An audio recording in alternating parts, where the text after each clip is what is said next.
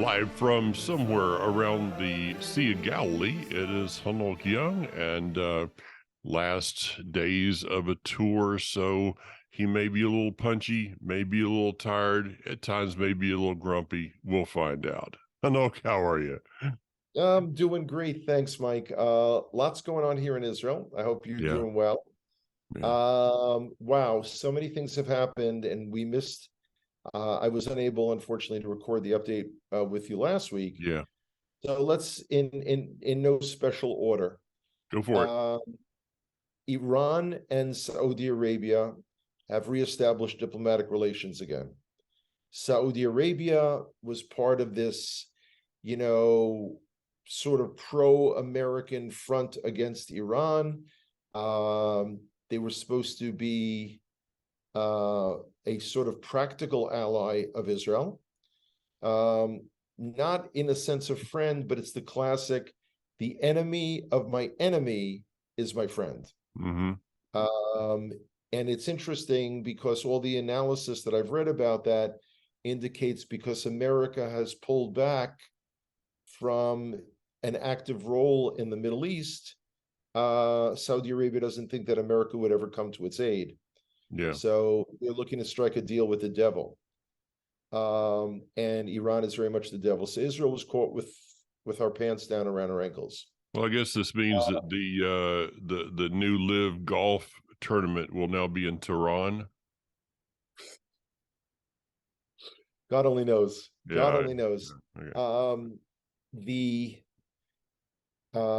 demonstrations here continue Yeah. against Netanyahu, and the way for me to describe it to our group, first of all, the tour that I'm guiding now needs to get to Ben Gurion Airport tomorrow night, and they are promising more road shutdowns than Mm-hmm. ever before. Wow. We have elite units of the IDF refusing to do Miluim, our reserve duty, our pilots, our naval commandos. It's getting very serious.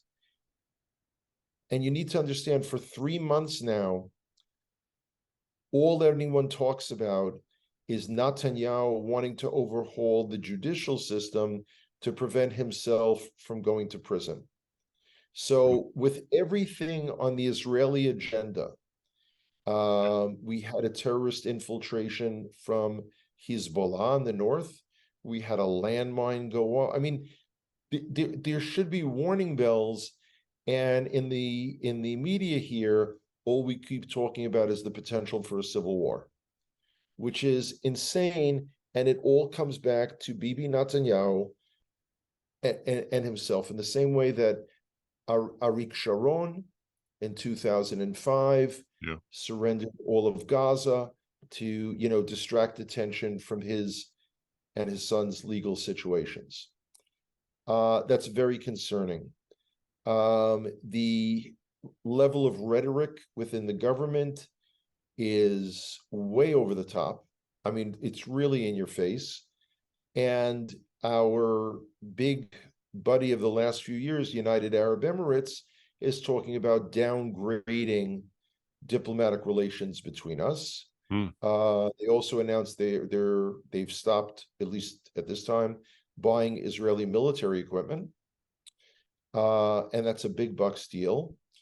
All of this is swirling around simultaneously, and Jordan called in our ambassador and dressed him down because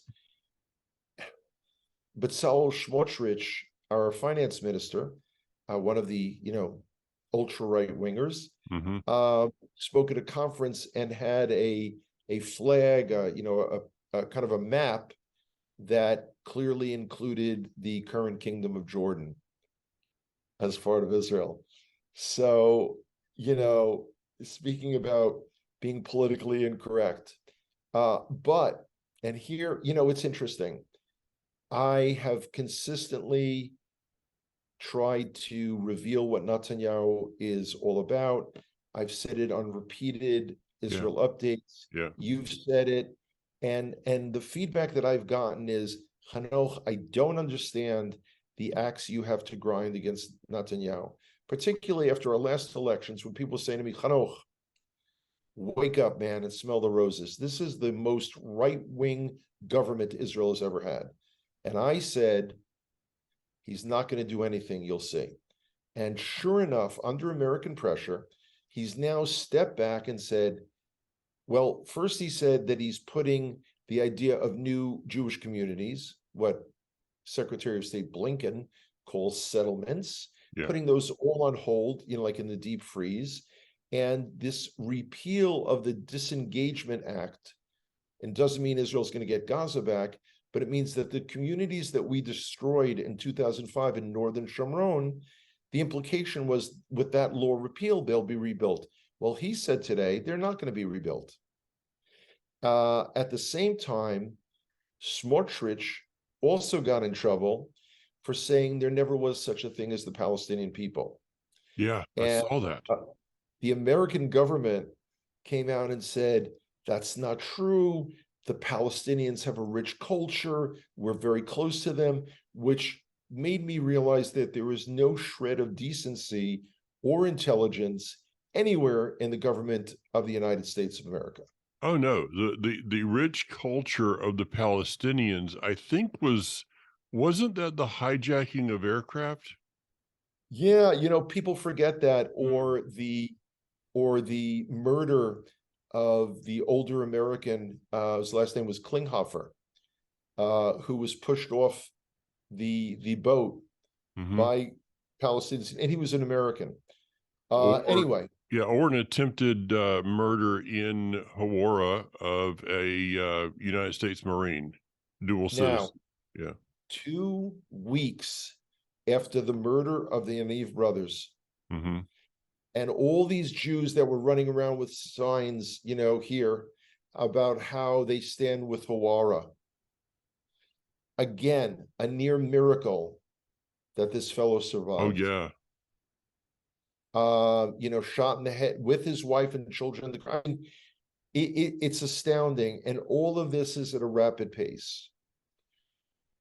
The irony is, people had been writing to, is Israel dangerous? No, but Israel, internally, our heads are messed up. Yeah. We're really, one of the brachot, the blessings that Rav Kahana gave children every Friday night, in addition to the standard, may you be like such and such and thus and so, and the standard stuff, he always added, and may you always know the difference between what's important and what's not. Wow. Yeah. And here in Israel, we've kind of swayed to the side, and we're missing what's important, and the nation is fighting over this alleged judicial reform. So yeah, there are things that need to be changed, but instead of taking an extreme view and shoving it down everyone's throat, just because you won an electoral majority in November, doesn't mean that should be put through at this time. The thing that's amazing about it is all the polls are showing that if there were elections today, Netanyahu would not be leading the Likud party into the government. But the thing is, Hanok, who do you have? I mean, who would be? It seems to be from my vantage point, and of course, my vantage point is 7,000 miles away and limited resources of media. It seems that there's just it's like kind of like the United States. Which person do you have? Well, there's not a good one. It's like the best of the evils. No, we actually have, even in the Likud party, there are at least 3 to 4 individuals that could lead Likud to victory and serve to establish a stable government, but he won't step aside. Yeah, but yeah, that's the thing. Yeah, I guess that'd be a better way to put it. There are some people there, but trying to get the old guard to the, kind of out to pasture somewhere, it seems to be almost impossible. I scratch the back of my head. I can't figure out what's going on. And the Mm, average Israeli that I encounter and get into a conversation about this is kind of like, is this the single most important thing? This judiciary, I mean, like, can we not survive another month if it stays this way? mm, And our president, Yitzhak Herzog, has tried to come up with a compromise plan, but the rhetoric is so extreme. It's just really stupid. It's really stupid. mm. Any But idea what do you see coming in the months ahead? Is it going to be another election? okay, not immediately, although this government is far less stable than people realized. Hmm.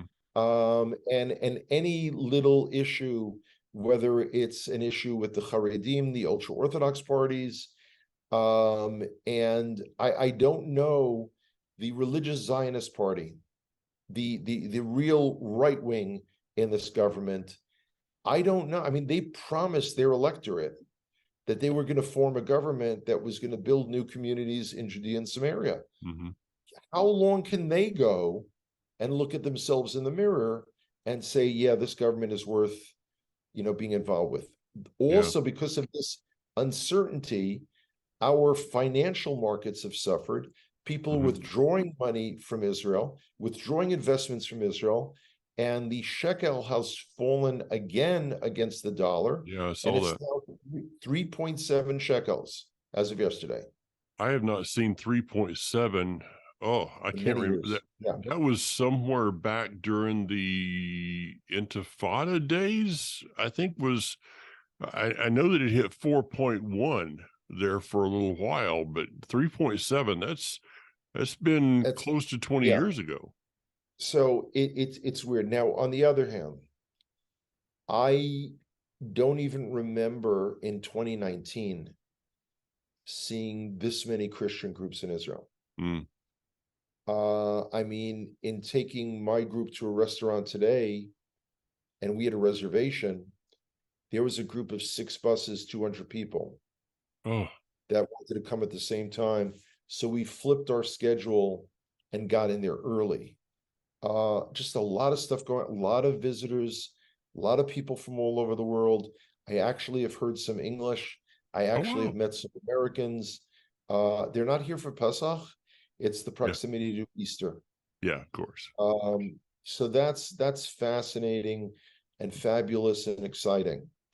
Um, I I scratched the back of my head with all the people that told you and I, Mike, Yeah. during the 2 long years of COVID, I'd do anything to get back to the land. I Now we know. say, yo, where you at?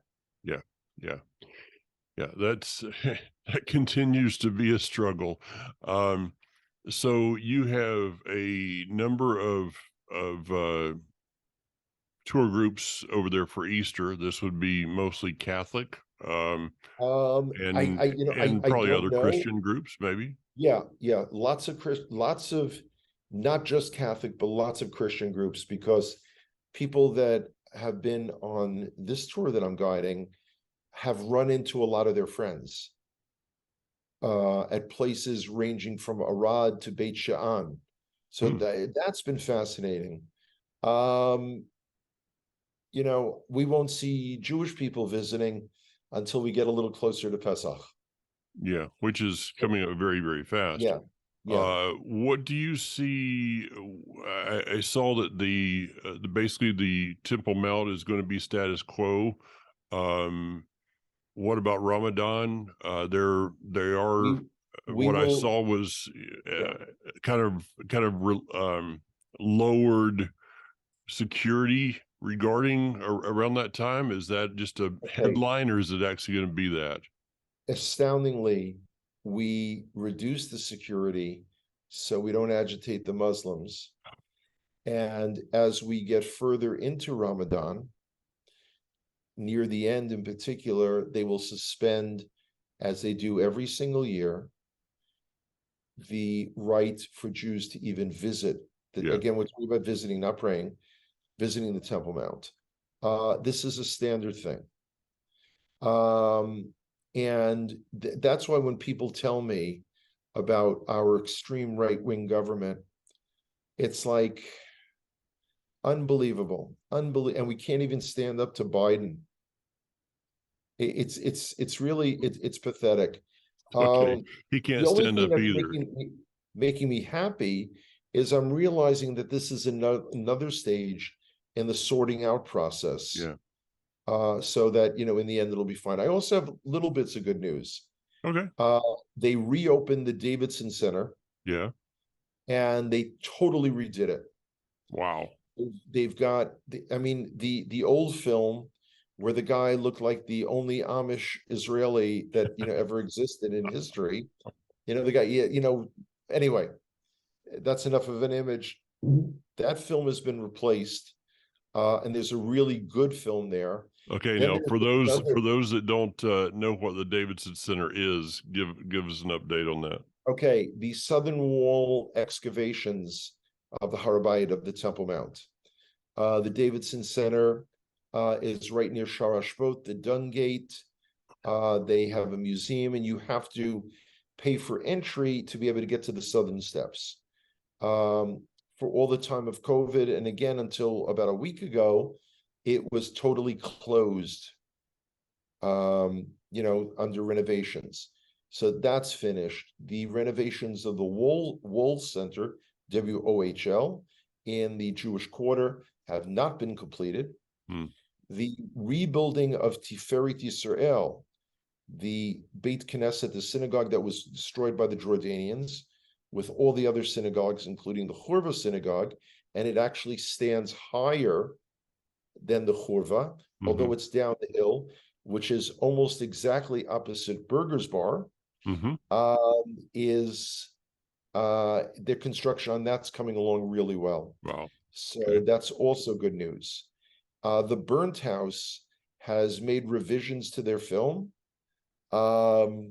which is always a little on the corny side. So that's very positive news. Speaking of other positive news, just to remind our listeners that we still have a number of spots available for the Connect to Israel tour, November 5th through 17th. We don't know how much longer that will stay open. So my suggestion is sign up now. Yeah. Yeah. In Or fact, get I've left behind. news for you. I booked my flight, and Yeah, I've got the nonstop from Atlanta to Tel Aviv, and that's new, isn't it? yeah, yeah. So Wonderful. go to Atlanta, and next thing you know, I'm going to be in Tel Aviv. So I'm looking forward to that one. I do Fabulous. have to come back through JFK on the way back, which is kind of a drag because there's Sure. nothing Of about course. JFK that I really like. No, for sure. For sure. Yeah. And So burn yeah. house. So the video there, and for those that don't know what the burn house is, this is Second Temple time period. There was some artifacts found and a story Right. written around this regarding possible events that would happen, kind of a historical fiction type of thing. Well, And it's the home of a real family that was yeah, very prominent, the Katros family. I read something not all that long ago, just a couple of months ago, some professors who were coming up with that Katros was a corruption of the name, that it was actually Caiaphas, ah, which would be very, very interesting. wow, But this was one of the really wealthy yeah. family of Kohanim that collaborated with the Romans, and was living a very easy, cushy, wealthy lifestyle. Yeah, They were traders. Yeah, if they were alive today, they would be in the Knesset.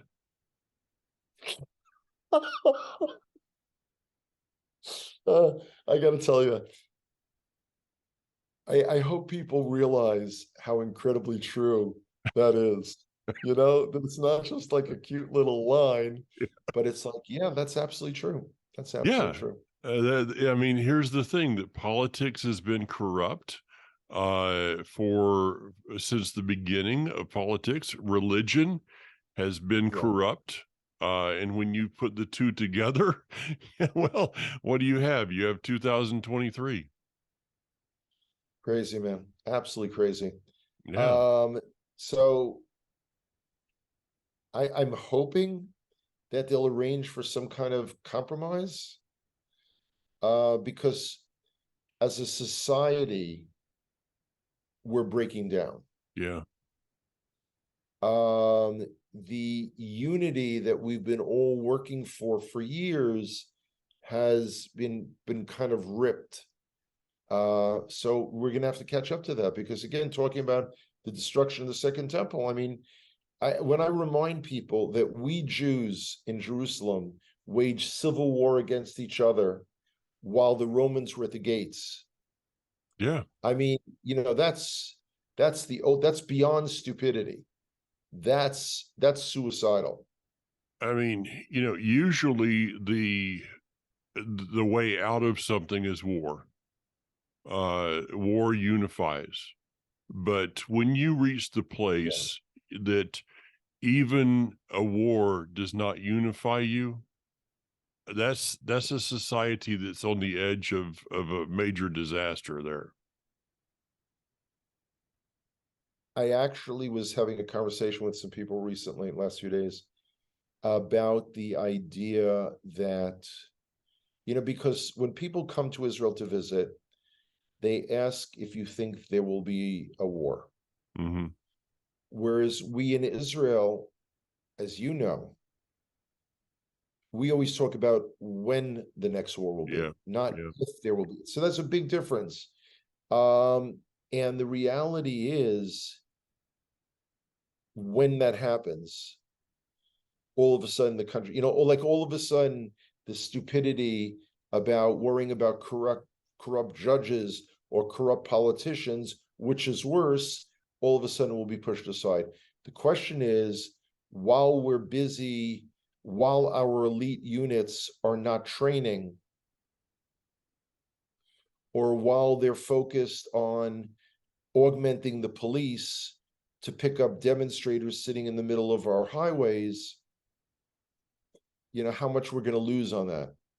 So it's you know, another question that came up, you know, relating to the biblical text, because we were at Tel Dan, was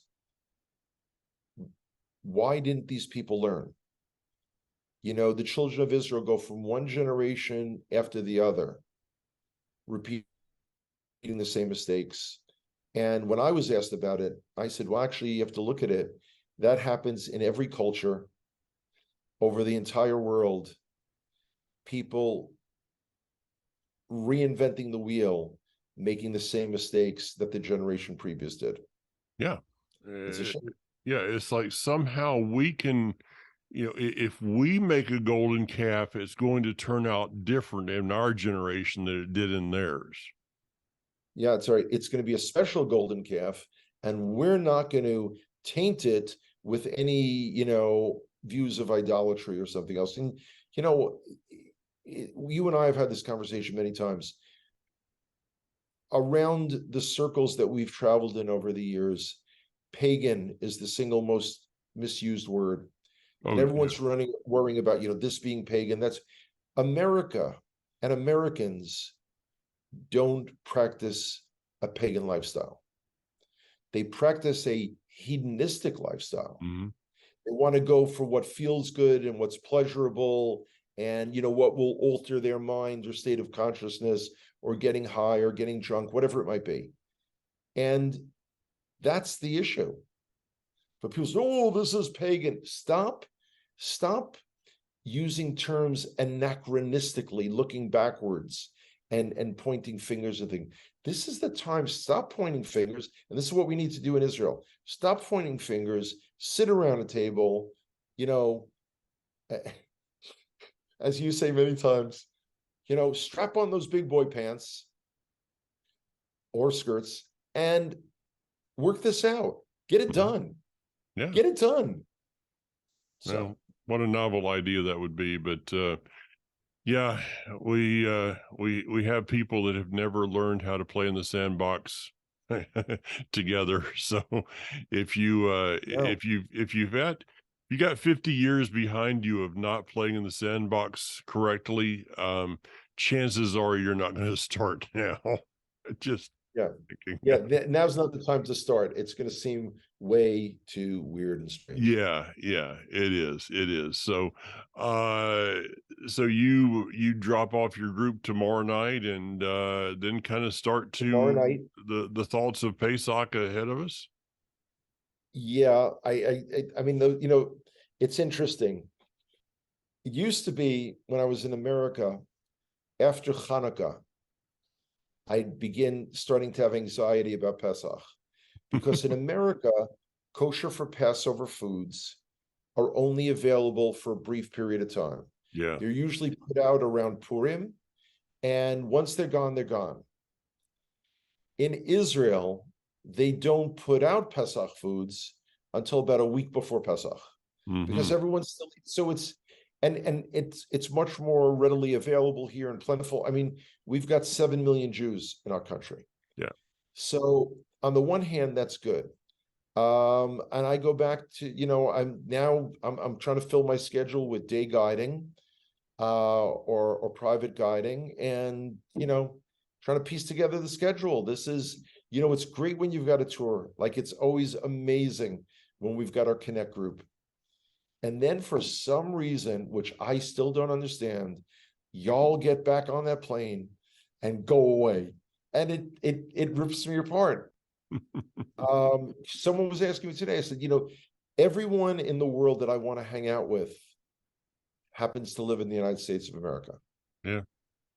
This is like I told you, when Hashem gives me something, he always says there's something al tanai, upon condition. It's like, I'll get you to Israel, but or it's like, I'm going to give you the opportunity to not be shy and to open up and teach people about Israel and be a tour guide. But I'm going to give you separation anxiety. So every time they go to leave, it's going to take a piece of your heart. Yeah. So, I will get you on Aliyah, but everyone that you want to be with is in America. When I lived in New York, I didn't want to hang out with anybody. Well, that's okay because they didn't want to hang out with me. So it worked out fine. All right. Well, enjoy the last day of your group, and maybe, just maybe, there'll be protesters at the airport, and you'll be stuck for 2 days on the bus with them, and that'll kind of Yeah, get over your separation anxiety. yeah. It's kind of like, yeah, it's like, drinking whatever that was, castor oil or something. Yeah, it's like, yeah. I'm not going to touch that anymore. There you go. Anyway, Mike, All have a right. great week.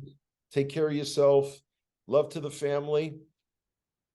See you next week. All right. You got it. Take care, man. Bye now.